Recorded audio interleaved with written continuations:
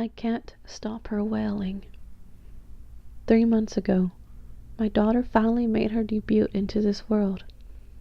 She was beautiful, and I named her Grace. She was nothing like I expected her to be. She came out with this head full of soft, dark hair. Her eyes were this snowy colored blue. And she was so small. She only weighed 6 pounds and 7 ounces. She had a powerful set of lungs on her. Her wail was so strong. The nurses told me that she was just a fussy little one. The nurses didn't have to take her home, though. I did. I tried my hardest to bond with her. I sang to her. I told her stories. I would hold her close to me whenever she would allow it.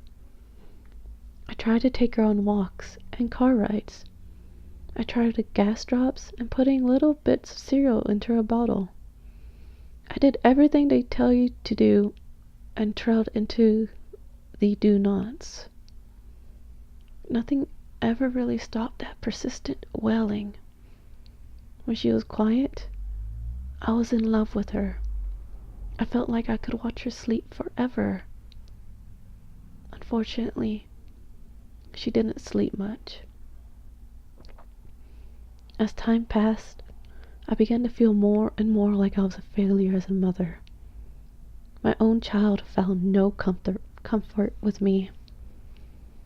I couldn't understand that what I was doing wrong. I began to fight more with my husband. He would come home after a long days at work to a messy house and hear Grace screaming. He thought I was being lazy as I sat on the couch and sobbed. Grace was always good to her father. He could pick her up, and her wails would stop instantly. Because of this, he didn't believe me when I told him she hated me. He thought I was exaggerating about her constant wails throughout the day.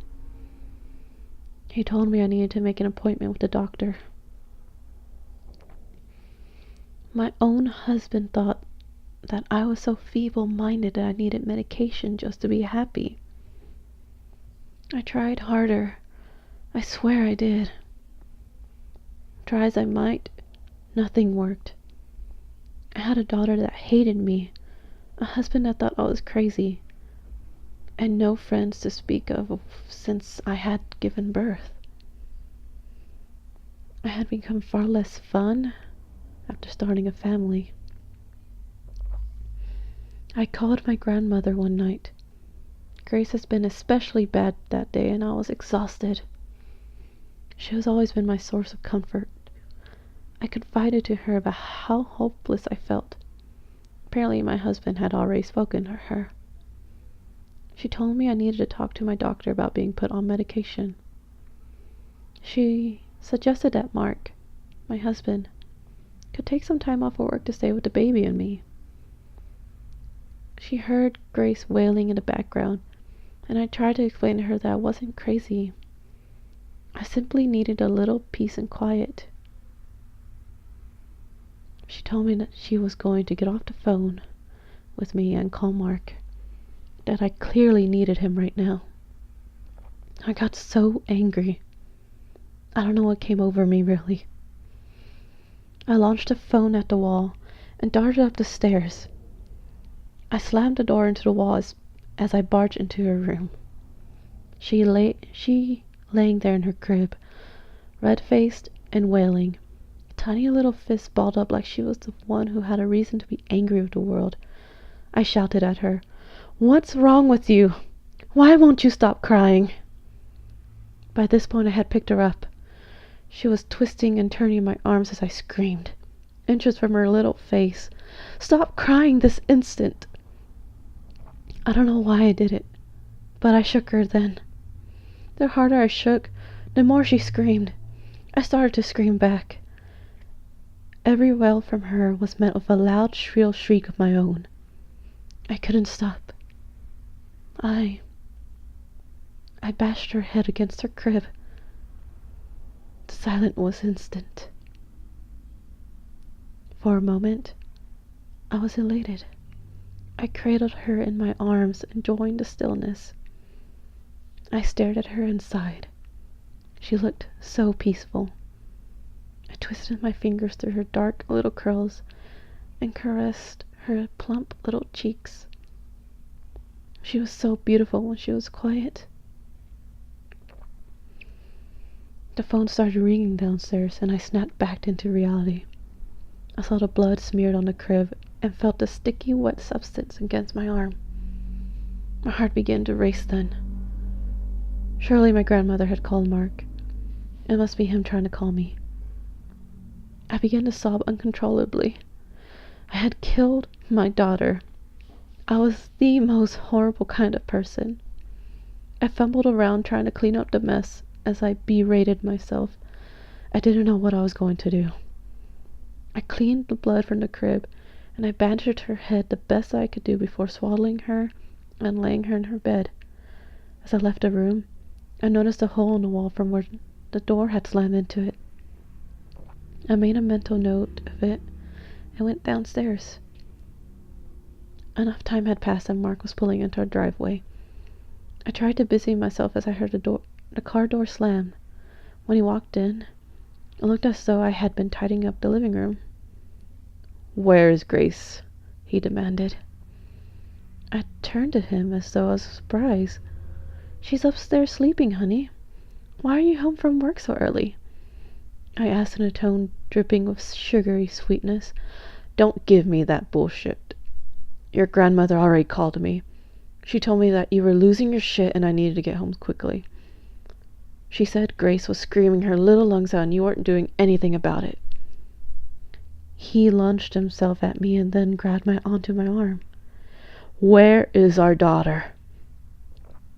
He glanced down at my arm and his anger was replaced with revulsion. I had forgotten to clean my own arm in my hurry to tidy her room.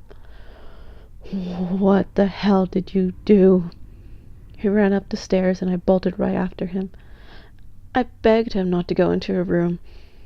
I told him that she was finally being quiet.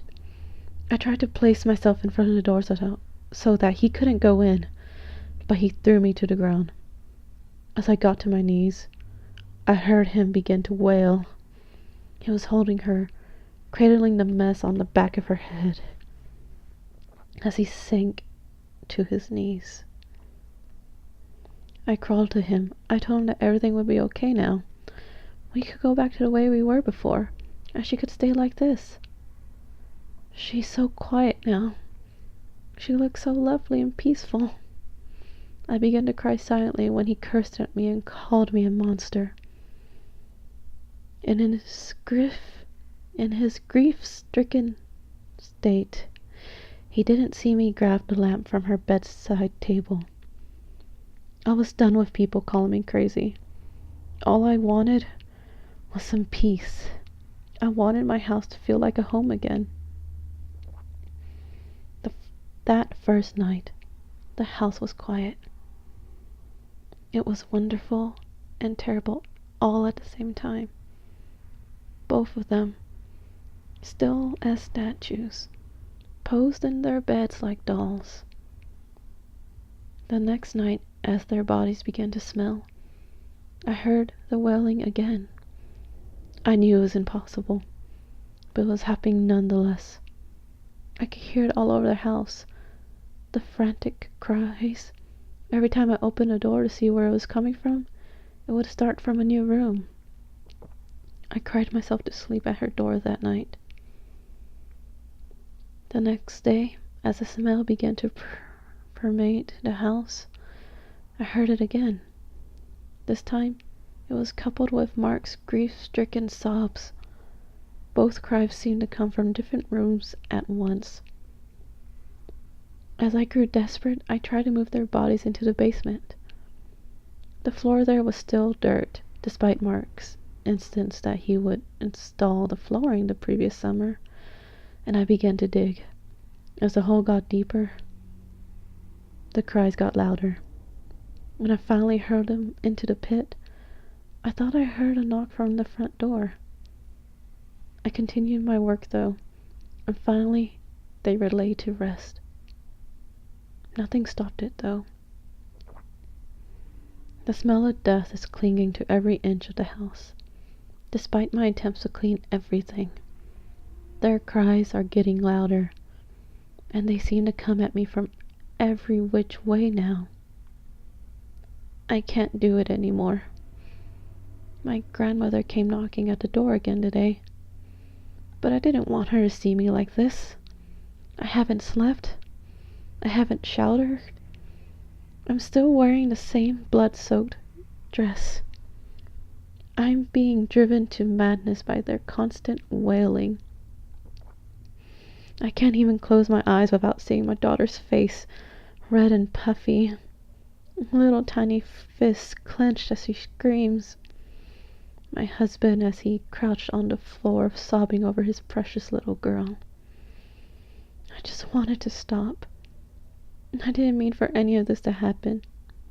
I just want silence and to sleep forever. Maybe they'll forgive me if I take my life as well. As I write this, Mark's pistol is sitting in my lap. I took the computer to the basement. I just want someone to understand. All of this was a horrible accident. I'm not crazy. I just need to sleep. I'm so sorry.